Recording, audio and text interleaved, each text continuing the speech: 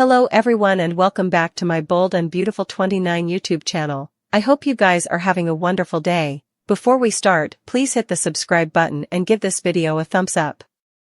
We open with Finn continuing to help Hope deal with recent developments. Your passions are justified, he tells her before pondering whether she was maybe hoping Thomas might come home and reunite with her. They know one another, Finn says, before adding, as a friend, that he believes Thomas is truly committed to Paris.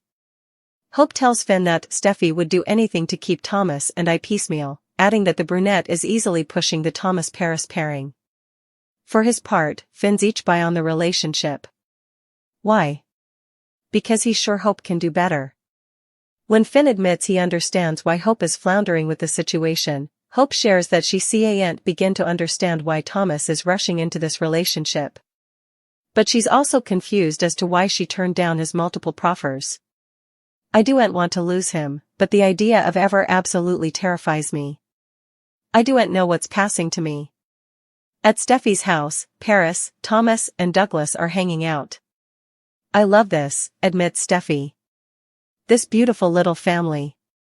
She's thrilled with how close they've all come. Steffi is thrilled to learn that Thomas and Paris will have a traditional Forrester family marriage.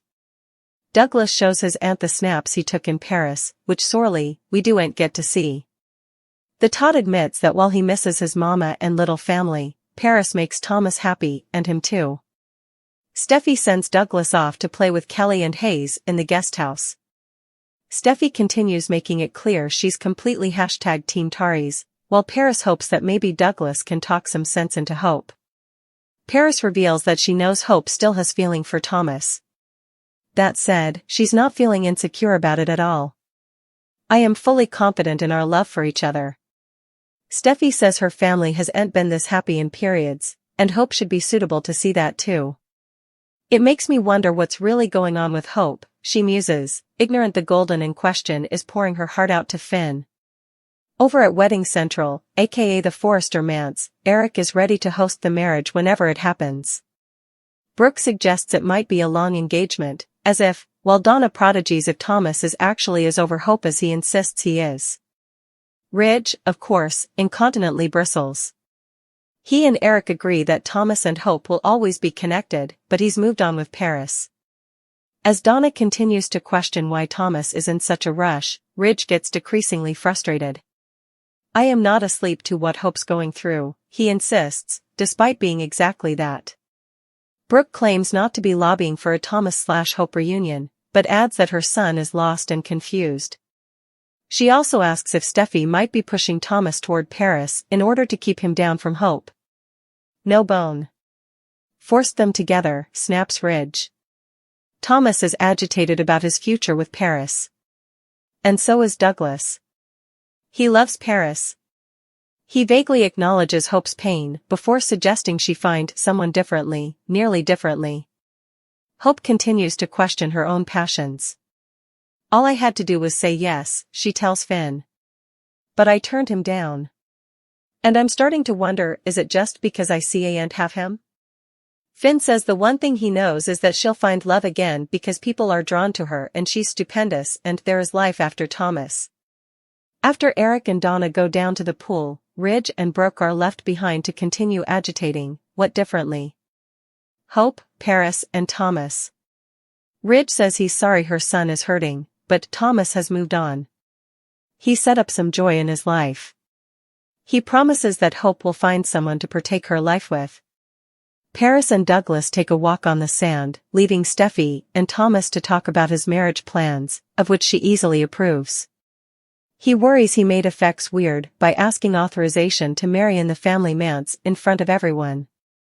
Oh, you mean in front of Hope? She asks, reminding him that she turned him down. She didn't want a life with you. You know who wants a life with you?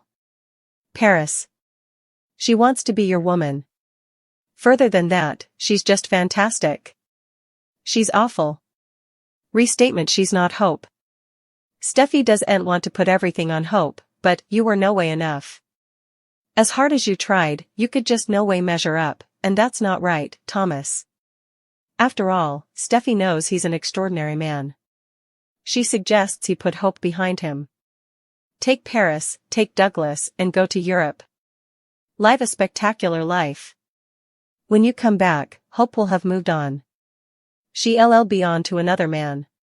And in that moment, Hope is asking Finn if she made a mistake in letting Thomas go. Finn says no, again reminding her just how stupendous she is. People look up to you. Hope, you have a communication that goods people each over the world. But you've got to be your stylish tone. Duet, let these guys get you down. You allowed. It was Liam, and it no way really was Thomas.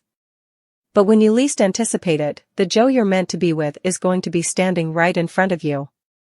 And just like that, we end the occasion with much the exact same scene which ended histories. The Bold and the Beautiful spoilers recap for Tuesday, July 9th, reveals that Hope Logan admitted to John Finnegan that she'd been asking herself why she turned down Thomas Forrester's marriage proffers. Although Hope didn't want to lose Thomas, she admitted the idea of ever absolutely alarmed her. Hope was starting to wonder if she was acting this way now, simply because she couldn't have Thomas. Finn assured Hope that when she least anticipated it, the Joe she was meant to be with was going to be standing right in front of her. At the Precipice House, Steffy Forrester praised the Prince Douglas Forrester had snapped, substantially of Paris Buckingham, now that he'd picked up photography as a hobby horse. Both Steffy and Douglas were thrilled to learn Thomas and Paris would be having a traditional Forrester marriage at Eric Forrester's manse. Once Douglas dashed off to play with Kelly Spencer and Hayes Forrester Finnegan in the guest house, Paris said she hoped Douglas could get through to Hope since she still wanted Thomas. That said, Paris claimed she wasn't feeling insecure at all and remained fully confident in the collective love she'd set up. Steffi said that with the way Hope had been acting recently, it made her wonder what was really going on with her. In a moment alone with Thomas, Steffi argued that Thomas was an extraordinary person who'd no way measure up in Hope's eyes.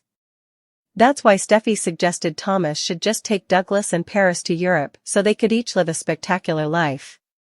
By the time Thomas came back, Steffi felt certain that Hope would have moved on with another man. At the Forrester manse, Donna Logan expressed dubieties about whether Thomas was really over Hope. Brooke still had dubieties as well, but Eric and Ridge Forrester defended Thomas' new love with Paris. Although Brooke wasn't lobbying for Hope and Thomas to be a couple, she was concerned for her son since Hope was so misplaced and confused. Brooke suspected that Steffi might be playing a part in all this by pushing Thomas and Paris together. Ridge argued that Thomas had moved on and added that it wasn't because of Steffi. After Ridge said this is what Thomas wanted, he suggested Hope would find someone differently to partake her life with. Our B&B prognostications allude that Hope and Finn's interdicted love could blow effects up down the road, so we'll bring you updates on all the libelous news that's still to come. The Bold and the Beautiful spoilers say Steffi could be in for a shock if Finn and Hope ultimately cross the line, so stay tuned.